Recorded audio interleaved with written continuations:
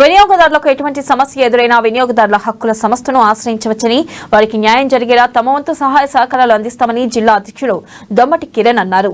ఇక ఆదిలాబాద్ జిల్లా కేంద్రంలోని ఆర్ఎండ్బి అతిథి గృహం వద్ద ఏర్పాటు చేసిన మీడియా సమావేశంలో ఆయన మాట్లాడారు. వినియోగదారులు ఏ వస్తువు కొనుగోలు చేసినా తప్పనిసరిగా రసీదు తీసుకోవాలన్నారు. ఆ రసీదు ఆధారంగానే భవిష్యత్తులో ఏమైనా సమస్య తలెత్తినప్పుడు న్యాయం పొందడానికి అవకాశం ఉంటుందని పేర్కొన్నారు. కోర్టును ఆశ్రయించి సదరు కంపెనీ నుండి నష్టపరిహారం కూడా పొందవచ్చని సూచించారు. చాలా మందికి అవగాహన లేక నష్టపోతున్నారని అన్నారు. అందుకే సిఆర్పి ఆధ్వర్యంలో అవగాహన ర్యాలీలు, సదస్సులు నిర్వహించి ప్రజలను చైతన్యపరుస్తున్నామన్నారు. ఈ సమావేశంలో సిఆర్ఓ ప్రధాన కార్యదర్శి షేక్ ఇర్ఫాన్, ఉపాధ్యక్షులు మల్లేష్ తదితరులు పాల్గొన్నారు. అధ్యక్షుడు నవీన్ శర్మ గారి నాయకత్వంలో మరియు రాష్ట్ర కమిటీ మహేందర్ అగర్వాల్ యొక్క నాయకత్వంలో మరియు మా యొక్క రాష్ట్ర ప్రధాన కార్యదర్శి హరిబాబు సార్ ఆధ్వర్యంలో, రాష్ట్ర వైస్ ప్రెసిడెంట్ శివగారి ఆధ్వర్యంలో ఆదిలాబాద్ జిల్లాలో ఈ యొక్క కన్జ్యూమర్ రైట్స్ ఆర్గనైజేషన్ అనేది ప్రతి చోట మేము పలు కార్యక్రమాలు చేపడుతున్నాము. దానిలో భాగంగా ఈ నెల 11వ తారీఖు రోజున మేము ఆ పంజాబ్ చౌక్ నుంచి మరియు ఈ యొక్క అంబేద్కర్ చౌక్ వరకు ర్యాలీ నిర్వహించడం జరిగింది.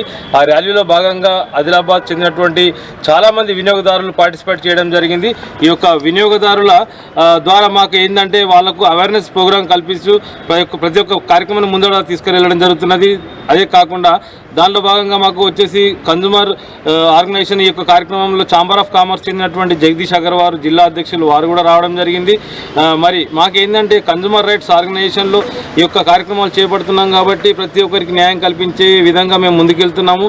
ఈ కార్యక్రమంలో మాకు అనుకోకుండా మొన్న 11వ తారీఖు రోజు ఒక కాల్ రావడం జరిగింది. ఆయన పేరు రెహాన్, ఆయన ప్రైవేట్ టీచర్. ఆయన యొక్క వెహికల్ టైర్ పగిలిపోయి బస్ట్ అవ్వడం వల్ల ఎంఆర్ఎఫ్ షోరూమ్ నుంచి ఆయనకు సకాలంలో ఆయనకు సర్వీస్ ఇవ్వకపోవడం వల్ల ఆయన చాలా సఫర్ అయ్యి ఎవరికి చెప్పుకోలేని అర్థం కాని పరిస్థితుల్లో ఆ ర్యాలీలో మాకు సడన్గా అకస్మాత్తుగా ఫోన్ చేయడం జరిగింది. ఆయన ఫోన్ చేయడం వల్ల మేము ఏదైతే ఎంఆర్ఎఫ్కి సంబంధించినటువంటి యాజమాన్యానికి ఫోన్ చేసి వెంటనే ఆయనకు ఆ యొక్క టైర్ రిప్లేస్మెంట్ ఇప్పించడం జరిగింది. ఆయన కూడా చాలా అనుకూలంగా మాకు స్పందించడం జరిగింది.